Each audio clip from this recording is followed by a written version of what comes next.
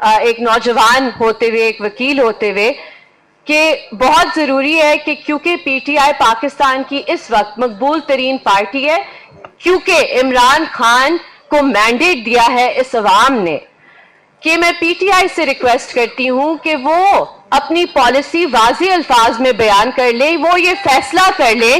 کہ کیا آپ سہیل آفریدی صاحب والی مزاحمت چاہتے ہیں یا آپ مفاہمت کا راستہ چاہتے ہیں, کیونکہ جو قابض ہے ہم پر, جو جابر ہے, جو ظالم ہے, اس سے مفاہمت نہیں کی جا سکتی, اس کے سامنے صرف مزاحمت کی جا سکتی ہے. تو میں درخواست کروں گی کہ اس پر آپ ایک بہت کلیئر پالیسی فریم کریں, اپنے کارکنان کو بھی ڈس اپوائنٹ نہ کریں جو سڑکوں پر آنے کے لیے تیار ہیں, جو ہر بار سڑکوں پر آ کر گولیاں کھاتے ہیں. ان کے لیے, اس عوام کے لیے یہ فیصلہ کر لے کہ ہم نے صرف اور صرف مزاحمت کی سیاست کرنی ہے. ہم سب آپ کے ساتھ ہیں, ہم سب آپ کے شانہ بشانہ کھڑے ہوں. سب سے پہلے تو میں تحریک تحفظ آئین پاکستان کو سلام پیش کرتی ہوں کہ اس گھٹن زدہ ماحول میں بھی انہوں نے مزاحمت کا راستہ چنا ہے, جو کہ ایک بہت مشکل راستہ ہے. میں اپنی بات کا آغاز ادھر سے کرنا چاہوں گی کہ کچھ ماہ پہلے تحریک تحفظ آئین پاکستان نے ایک کانفرنس رکھی تھی جس میں میرے ساتھ بیٹھی ہوئی تھی ایک لڑکی مازیب شفیق. بلوچستان سے وہ لڑکی تعلق رکھتی ہے اور وہ اس لیے تحریک تحفظ آئین پاکستان کی کانفرنس میں آئی تھی کیونکہ اس کے جو انکل ہیں وہ دسمبر 2018 میں متحدہ عرب امارات سے جبری طور پر لاپتہ کیے گئے, پاکستان واپس لائے گئے اور آج بھی تاحال وہ لاپتہ ہیں. اس بچی کو اس کا انکل واپس نہیں مل سکا, لیکن چند روز پہلے اس بچی کے والد کو بھی جبری طور پر لاپتہ کیا گیا ہے بلوچستان سے. اس کے ساتھ ایک اور ادھر بچی بیٹھی ہوئی تھی, نادیہ بلوچ ان کا نام ہے, وہ ڈاکٹر مارنگ بلوچ کی بہن ہے. ڈاکٹر مارنگ بلوچ آپ سب کو پتا ہوگا کہ پچھلے 8 سے 10 مہینے سے وہ ناحق قید ہیں ہدا جیل میں. ان کے ساتھ تمام جو بلوچ یکجہتی کمیٹی کی لیڈرشپ ہے وہ بھی ناحق قید ہے, اور آج بھی ساؤتھ وزیرستان کی آواز علی وزیر بھی پابند سلاسل ہے. میں یہ بات کرنا ضروری سمجھتی ہوں کہ میں خود جب میری والدہ عمران خان کی حکومت میں وزیر تھی, میں خود پی ٹی آئی کی بہت سخت تنقید کرتی تھی, لیکن یہ بات پی ٹی آئی یا عمران خان کی نہیں ہے, یہ بات ہے پاکستان کی عوام کی, پاکستان کے عوام کے مینڈیٹ کی. اور کسی کو یہ حق نہیں ہے کہ پاکستان کی عوام کے مینڈیٹ پر دن دہاڑے ڈاکہ ڈالا جائے. آج جو عمران خان کے کرٹکس تھے وہی عمران خان کے حقوق کی بات کر رہے ہیں کیونکہ ہم اپنے عوام کے حقوق کی بات کر رہے ہیں.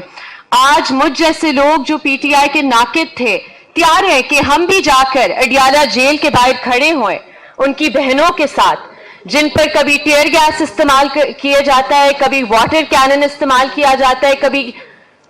تیزاب ان پر پھینکا جاتا ہے, کیمیکل استعمال کیا جاتا ہے. تو ہمیں مل کر اس کی مذمت کرنی چاہیے, چاہے وہ ڈاکٹر مارنگ بلوچ ہو, چاہے وہ عمران خان ہو, چاہے وہ علی وزیر ہو. ہم سب کو ایک ہی آواز میں ان کی ناحق قید کی مذمت کرنی چاہیے, ان کے لیے سڑکوں پر آنا چاہیے, احتجاج کرنا چاہیے, مزاحمت کرنی چاہیے. آج بھی اسلام آباد ہائی کورٹ میں کچھ دن ہی پہلے عدلیہ کے شیر طارق محمود جہانگیری کو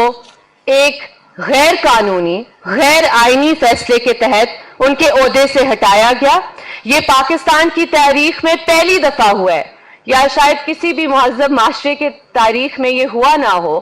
کہ ساتھی جج اپنے ہی بردر جج کے خلاف ایک کوا وارنٹوں کی رٹ سن کر انہیں گھر بھیج دیں. اب افسوس کی بات یہ ہے کہ اسلام آباد ہائی کورٹ میں جن لوگوں کو ججز کے طور پر بٹھایا گیا ہے, ہم سب کو پتا ہے وہ کس کی نوکری کرنے کے لیے ادھر بیٹھے ہوئے ہیں, وہ کس کی ایما پر, کس کی ڈکٹیشن پر فیصلے دیتے ہیں. ہم سب کو پتا ہے کہ چیف جسٹس سرفراز ڈوگر کو کیوں چیف جسٹس لگایا گیا, اور جسٹس جہانگیری کے ساتھ جو ہوا اس پر میں بحیثیت ایک وکیل اسلام آباد ہائی کورٹ بار ایسوسی ایشن کی सख्त अल्फाज में मजम्मत करती हूं कि वो अपने अदलिया के उन जजेस के साथ खड़े होने की जगह पर वो उन जजेस के साथ खड़े हुए हैं जो टाउट्स बिठाए गए हैं इस्लामाबाद हाई कोर्ट में। आज भी जो पाकिस्तान में तनकीदी आवाजें हैं, जो आपके सामने इधर लोग खड़े हुए हैं, बैठे हुए हैं, चाहे वो असद अली तूर हो, चाहे वो मतीउल्लाह जान हो, चाहे वो सुराब बरकत हो, आज किसी भी सहाफी का सवाल पूछना, किसी का एहतसाब मांगना ये जुर्म बन चुका है। आप अगर कोई सच्ची बात करेंगे तो आपके खिलाफ पीका का पर्चा होगा, आपको एक शहर से दूसरे शहर पूरा पाकिस्तान का टूर करवाया जाएगा, पूरी पाकिस्तान की जेलों में रखा जाएगा। क्यों? क्योंकि आप तनकीद करते हैं, आप सच बोलते हैं। सच बोलना इस मुल्क में जुर्म बन चुका है।